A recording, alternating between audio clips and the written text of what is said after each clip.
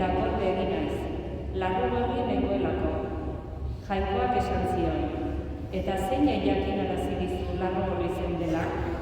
Galarezi nizun zuhaitzetako fruitua jana duzu? Gizonak erantzun, laguntzat eman didazun emakumeak eskaini dit fruitua, eta jan egin dut. Orduan, Jainko jaunak esan zion emakumeari, zer egin duzu? Emakumeak erantzun, sugeak engainatu nau eta jan egin dut. Orduan, Jainko jaunak esan zion sugeari, hori egin dualako, madarikatua izangoaz, abere guztien eta pasapiztia guztien artean. Sabel gainean ibiliko aiz arrastaka, eta hotza jango dut eure bizitzako egun guztietan. Elkarren etxai egingo zaituztet hi eta emakumea, ire eta haren ondorengoa. Honek burua zapalduko dik eta hi orpotik helduko diot. Gizonak bere emazteari Eba ezarri zion izena, bizidun guztien ama delako. Jaunak esana.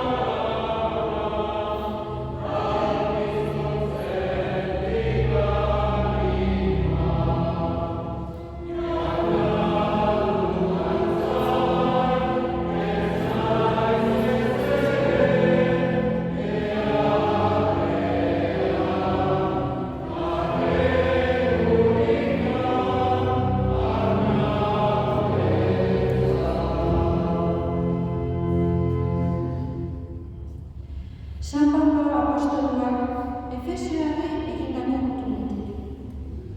Bedeinkatua izan bedi Jainkoa, Jesukristo gure jainaren baita, zeruan Kristoren bitartez, espirituaren era guztietako ondasunez bedeinkatu gaituena. Kristogan operatu gintuen mundua sortu baina lehen, santu eta errugabe izan gaitezen beraren aurrean maitasunez. Bere hori nahiak eraginda, aurrez zuen erabakia, Jesukristoaren bitartez, gu seme alabatzat hartzea. Bere seme maiteagan eskuzabal eman digun duain zoragarria, gorespen kantu bihur dadin berarentzat. Kristoren bitartez, gara oinordeko gu ere Israeldarrak. Lehendik, Mesiasengan itxaraten genuenok, gauza guztiak berak nahi bezala egiten dituen Jainkoak aurrez aukiratu behi gaitu bere asmoaren arabera, beraren aintzaren gorespen kantu izan gaitezen. Jaunak esana.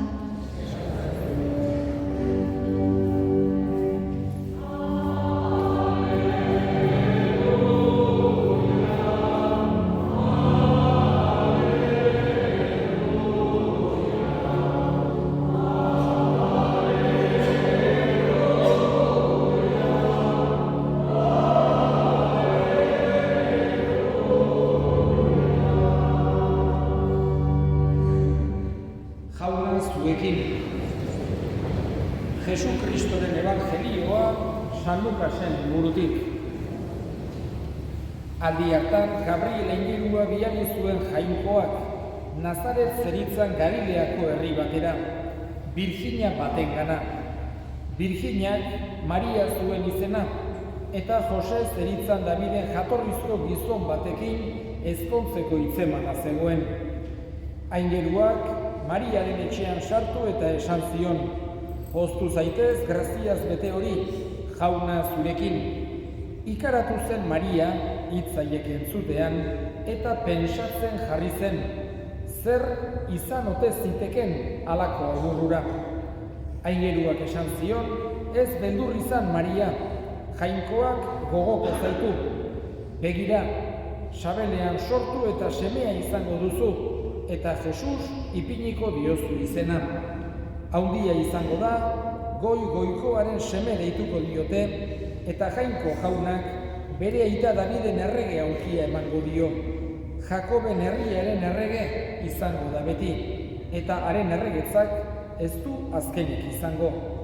Mariak esan zion aingeruari, nola gerta daiteke hori, ez bainaiz inongo gizonekin bizi. Aingeruak erantzun zion, Espiritu Santua jaitsiko da zugana, eta goigoikoaren indarrak bere itzalpean hartuko zaitu. Horregatik, zugandik jaioko dena santua izango da, eta Jainkoaren seme deituko diote. Ara, Elisabet zure aidea ere haurdun dago bere zaharrean, eta 6 hilabeteko dago agorra omen zena. Jainkoarentzat ez baita ezer ezinik. Mariak orduan, hona hemen jaunaren mirabea, gertabekit zuk diozun bezala, eta aingeruak utzi egin zuen, jaunak esana.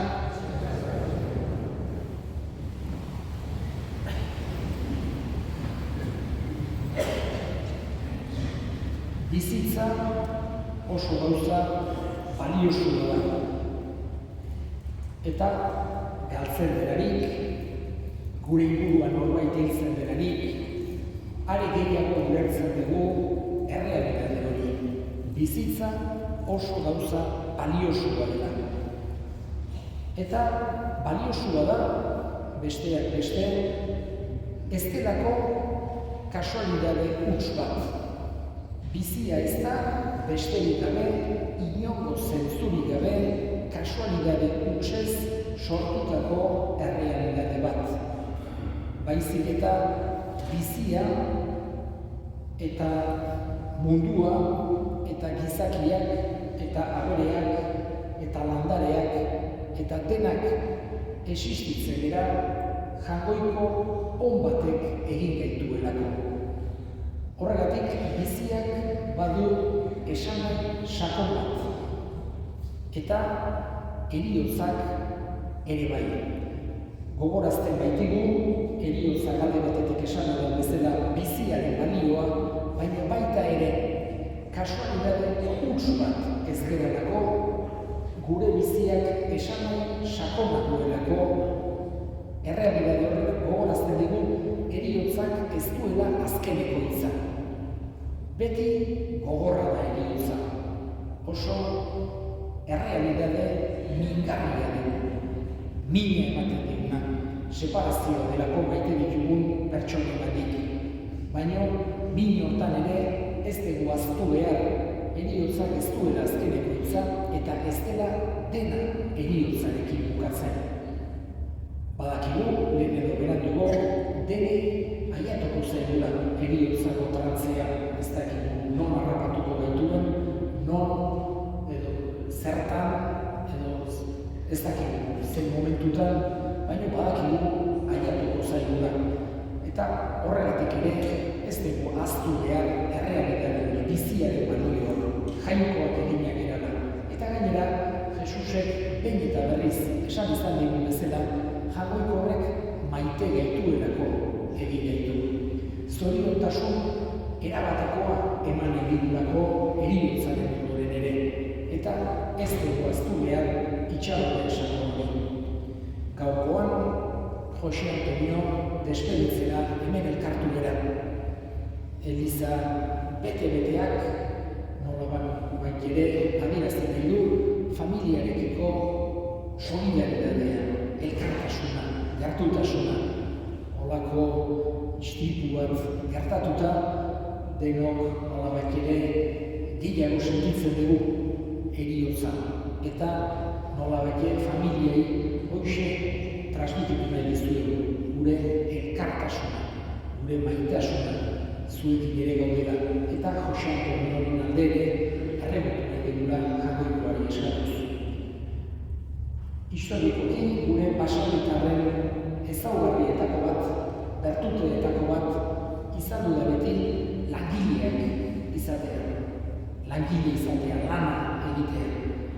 Gure eta hainen beharrezkoa den lana egera. Halako lanik gabe ez ginuke jango, gure mendietan biderik eta liateke gogo basamiterrei esker eta haien lanari esker, esatik ezagik gizartearen mesedi ikaragarria egiten zaiola. Eta Jose Antonio heriotzak harrapatu du lanean ari zela.